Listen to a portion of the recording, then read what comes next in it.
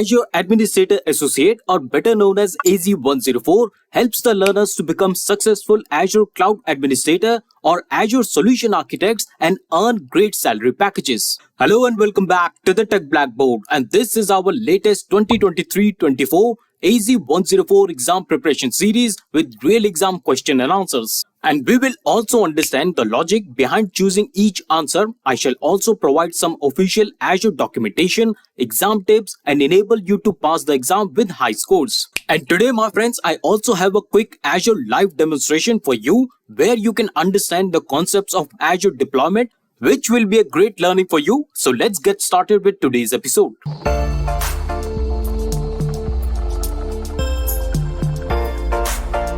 So here comes the very first question for today, question number 21. But before I read this question, I just want to say that by the end of this video, if you feel an increase in your Azure understanding, please do consider giving this video a thumbs up and do subscribe to the channel as we bring multiple videos and shorts to level up your learning in Microsoft Azure. Now let's read the question. The question says that your company has an Azure Active Directory subscription. Now you want to implement an Azure AD conditional access policy. The policy must be configured to require members of Global Administrator Group to use multi-factor authentication and an Azure AD joint device when they connect to the Azure AD from the untrusted location. Please note there are some keywords here. The first one is that we have to implement an Azure AD conditional access policy. We will surely understand what exactly is this in just a little while. And then you have to keep in mind that whenever the connection is from the untrusted location, the user or the administrators should be able to use multi-factor authentication and an Azure AD joint device. So what is the solution given here? The solution is that you access the multi-factor authentication page to alter the user settings. Does this solution meet the goal? Yes or no? And the correct answer, my friends, is no. And I have two more variations of the same question. Let's check out both of them. You will also understand what is the correct solution. And of course, I will testify the answer with Microsoft documentation. So here comes the question number 22. Question exactly is the same. Let's read the solution given here. The solution is that you access the Azure portal to alter the session control. Please note this word, alter the session control of Azure AD conditional access policy. Does this meet the goal? Yes or no? And once again, the correct answer is no, because this is not the correct solution. Let's move on and check out what is the correct solution. Question number 23. The question exactly once again the same. Let's read the solution. Solution says that you access the Azure portal to alter the grant control of the Azure AD conditional access policy. Please note the minute difference between question number 22 and question number 23. Here we are talking about the grant control, but in the previous question, we were talking about alter the session control. So does this solution meet the goal? Yes or no? And yes, of course, this time the answer is correct. So let's first understand and take a look what exactly is the conditional access and why this is so, because we have to implement Azure AD conditional access policy. So let's first understand what exactly is it. Okay, so this is the documentation where we can understand what is conditional access. Here you can read that modern security parameter extend beyond the organization's network parameter to include user and the device identity. Now the organizations can use identity-driven signal as a part of their access control decision. This is the video you can also see, but here I want to focus on this paragraph here where it says that conditional access policy, please pay attention, at their simplest are if-then statements. If a user wants to access a resource, then they must complete an action. So let's understand this by an example. It says that if a user wants to access an application or a service, for example, Microsoft 365, then they must perform multi-factor authentication to gain access. I hope this rings a bell to you. Multi-factor authentication, as this was the call in our question as well. And as always, my friends, all the links to the documentation that I'm referring in this video is shared in the description box. And please mind, this documentation is a shared Google Docs.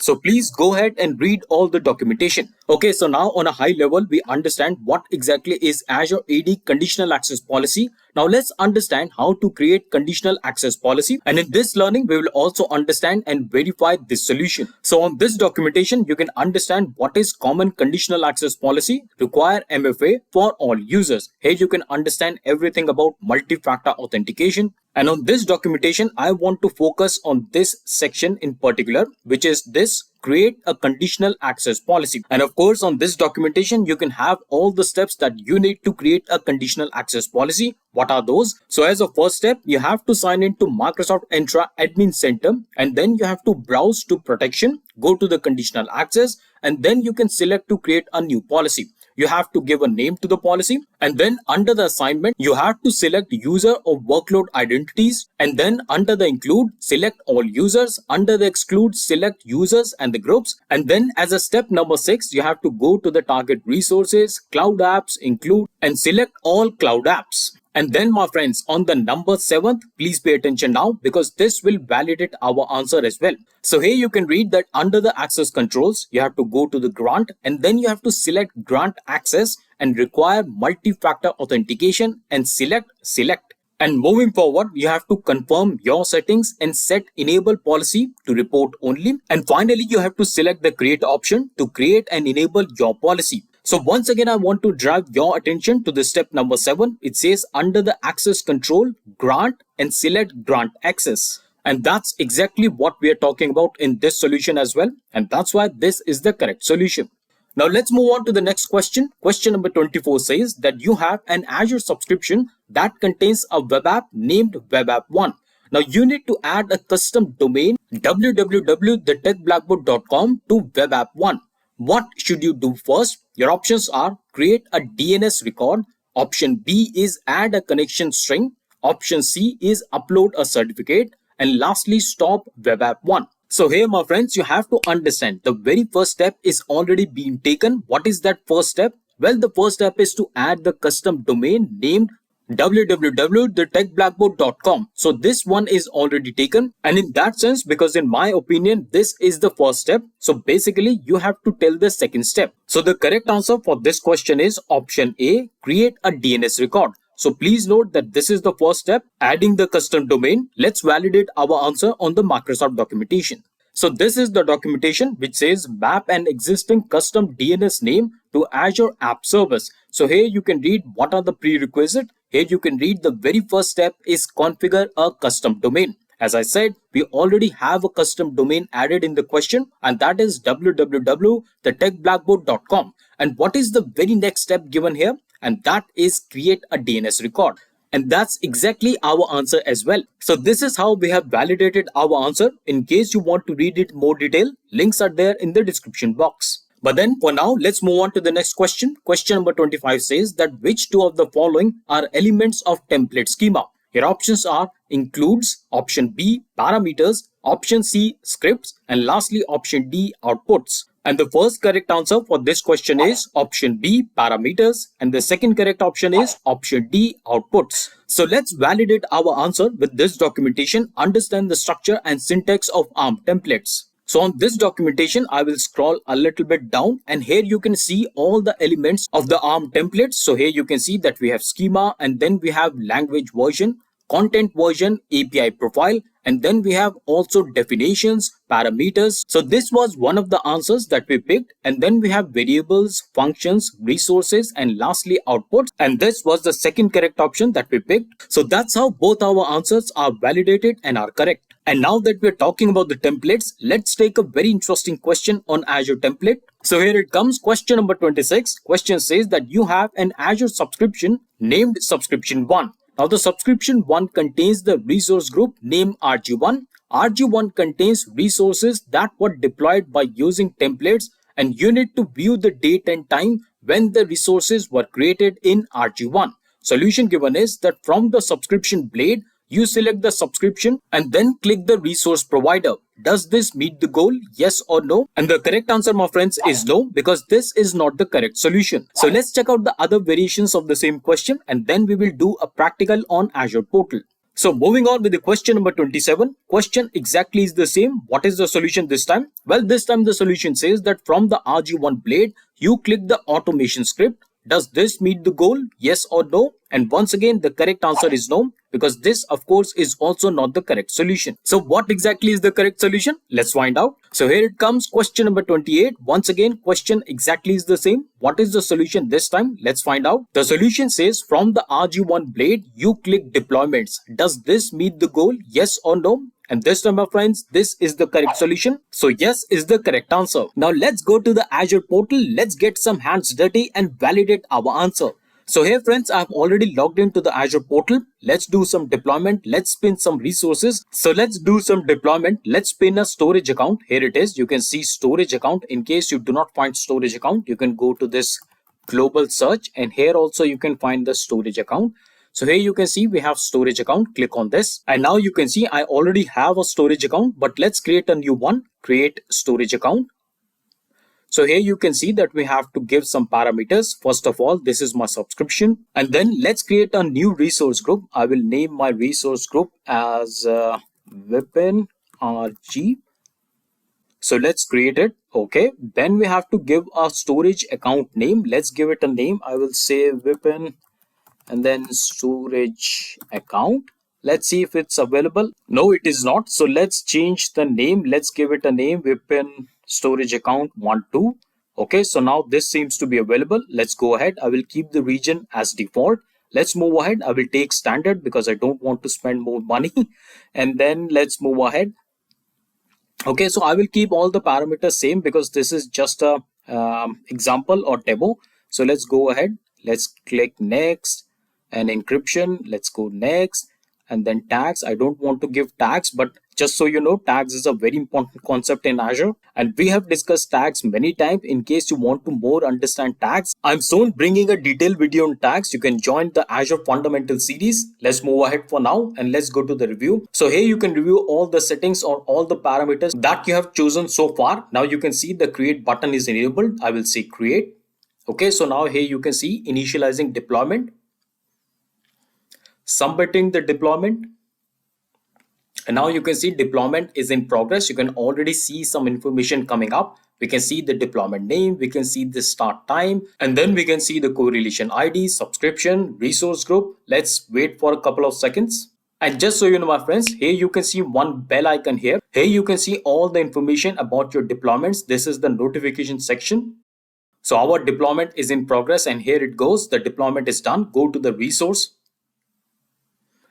And now, my friends, on this section, you can validate our answer as well. So now, my friends, you can see the deployment is done. We have a storage account. Now, how to validate the answer? So in the last question, the solution given was that we have to go to the resource group, and the resource group named in the question was RG1. But in our case, the resource group name, which we just spin, is Vipin RG. So let's go to this resource group. And then the next step given in the question or the solution was that we have to go to the deployments. Let's go to the deployment. I hope you can see. I will zoom a little.